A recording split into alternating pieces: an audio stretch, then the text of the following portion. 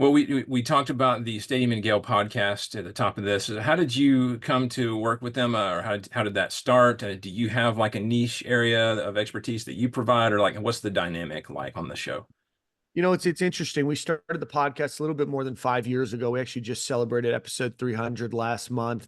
It Congrats. started with myself, Corey Knowles, and then Ahmad Black. Ahmad Black played safety at the University of Florida. All three of us were friends, and we would talk often, through text message or through Twitter, just about the game. And obviously, Ahmad comes from his playing experience. Corey played junior college football. Obviously, I have no experience playing football, but having worked in the athletic department for 4 years and then having kept in touch and had a lot of contacts, it allowed us to have three different perspectives. So we went back and forth for probably 7, 8 weeks, kind of coming up with what do we want to do, what's the goal, who's the target audience. And I'll say that for podcasting, there's a lot of Florida Gator podcasts that are out there, and they all are trying to do something a little bit different. So there's a lot of different lanes for people to be in. So there's a great podcast that breaks down the X's and O's. There's a great kind of news podcast that's out there that, he does, 4 or 5 episodes a week. And so what we wanted to do was we wanted to be, what would it be like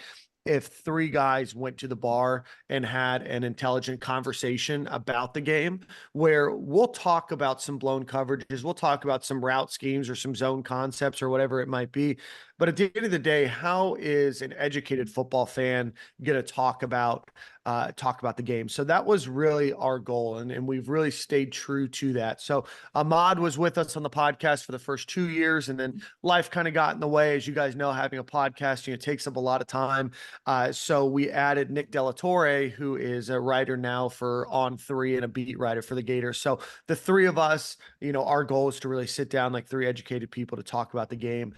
And then one of the big things that we do is we really try to hammer home interviews. We've got Emmett Smith coming up this upcoming Friday, which will be a lot of fun. But we've interviewed every coach at the University of Florida now. We've interviewed a lot of the admin staff that are there, and then probably 400 former athletes, whether they're football, basketball, baseball, swimming, diving, whatever it might be. So our goal is to try to get as kind of a holistic view on the University of Florida's athletic department as we can, and then try to break down the games when those are happening.